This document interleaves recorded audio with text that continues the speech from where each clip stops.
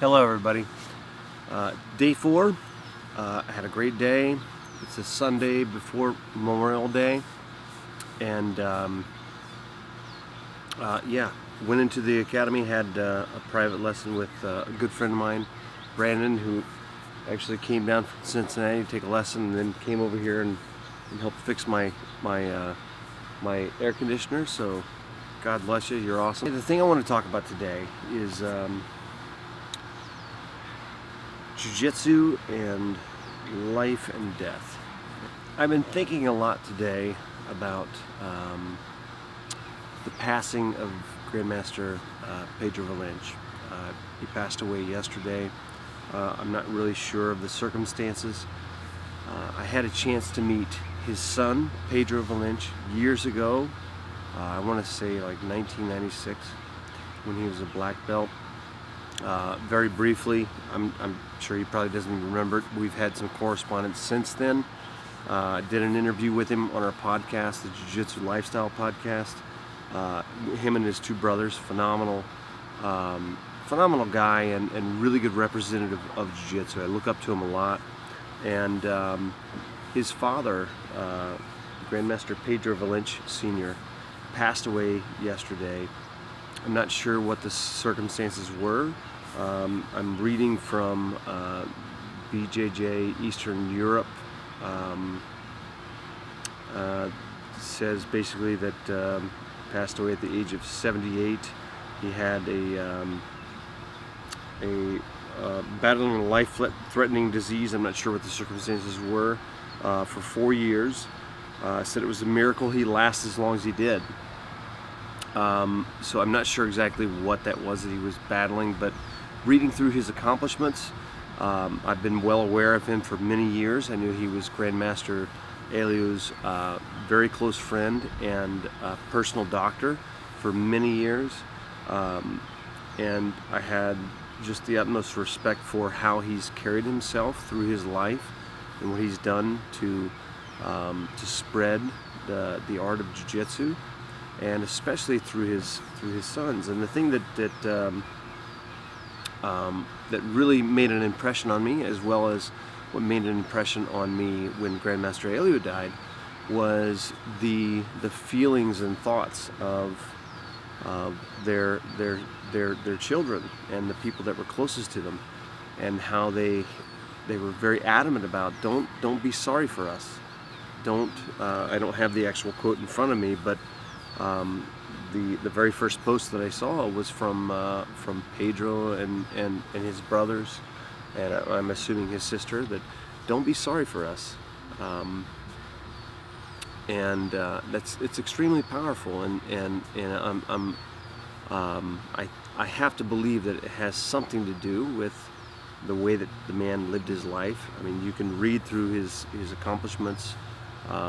What he was able to do in his lifetime was massive and very influential to a lot of people, and you can see it through what his children are doing. I can really appreciate what his sons specifically are doing with Jiu-Jitsu and spreading the art in the manner that they are, and I really appreciate that. And so, man, what more could you ask for a successful life?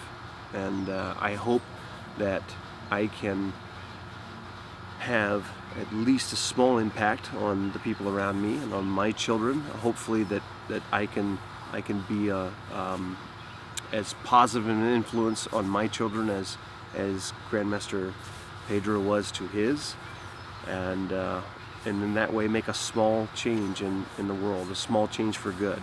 And I have to believe that Pedro said once in our interview that his dad had them train as kids in the three forms of the three things that the samurai trained, which were horseback riding, jiu-jitsu, and swimming. And I have to believe that mentality of the samurai mentality had a play in his zeal for life, and also in his children's acceptance of the passing of his life, and instead of mourning, being grateful. And I think that's absolutely that's inspirational, and I hope that I have the ability to pass that on when I pass at some point. I mean, we're all going to leave this life at some point. I hope that that's the spirit in which the people around me sort of you know, see how I want things done, and to pass on the zeal for life as opposed to mourning my death. And yeah, so that's what I've been thinking a lot about today. I think about the samurai mentality of contemplating death on a daily basis, and how that applies to Jiu Jitsu and the love for life.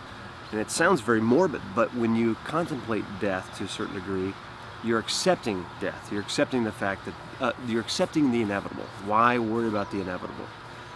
Do what you can do today. And I think that's the message that they're trying to spread, and I think that's the message that I want to spread, is that, you know, none of us are getting out of here alive.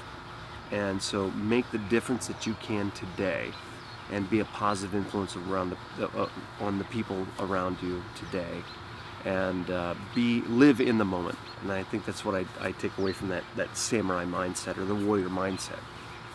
And you know, Jiu Jitsu is a very you can draw an easy correlation to constant training daily, and saying that, you know, we are contemplating death every single day when we're on the mat. When you tap out, that is a symbolic death. You're basically saying, okay, if we were in a fight, you would have beat me, you would have killed me. That's a very humbling thing. And when you face that on a daily basis, you tend to approach life in a very, very much more serene and calm way. And it's a very humbling thing to do, is to tap out, to accept death. And when you do that, and you come in, you come in the next day, and you do it again, you're inoculating yourself daily to the realities of life, and saying, you know, yes, I'm going to pass at some point, but today I'm going to fight my hardest. I'm going to do my best, and I'm going to get better. And if I'm around tomorrow, hopefully I can share that with somebody else, and I can make them better. So I'll leave you with that, and a little bit of self-defense with my son Zelen, a little choke defense. But rest in peace, Grandmaster Pedro Valente. You were definitely a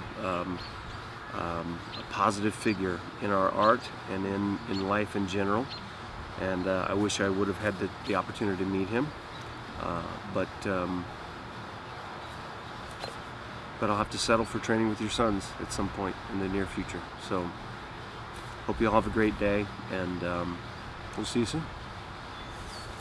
You know what to do if I grab you like this.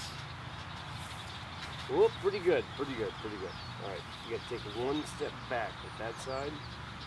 Tighten up your neck. Take a step back. Now bend your head that direction. So if you grab my neck. Next step back, the head comes out this way. And then when I come and go, whack! Okay, here we go. So grab your neck, step back, now tuck your head out that side. Good. Now, take your hand back like this. I want you to relax your arms. This is called the super slap. Good. Just let your arms relax like this. Let your arms relax. Just twist your hips. Twist your hips. Yes. So feel your arms start to tingle to the end. Keep swinging, keep swinging, keep swinging, keep swinging. No, let your arms relax. Yes. Relax your arms, relax your arms. Okay. This is kind of an odd feeling. I know. So, I want you to let your arm relax. Your hand's going to come back like this. And you're going to go, whoosh, whoop, bam, yeah. But don't turn your back. You did it a little bit higher. That's pretty fast. But you're going to aim for my ear. You're going to cup your hand like this. You're going to go, whoop, bam. But you're not really going to hit me. Okay? Okay. All right? Yeah. All right. So you're going to step back.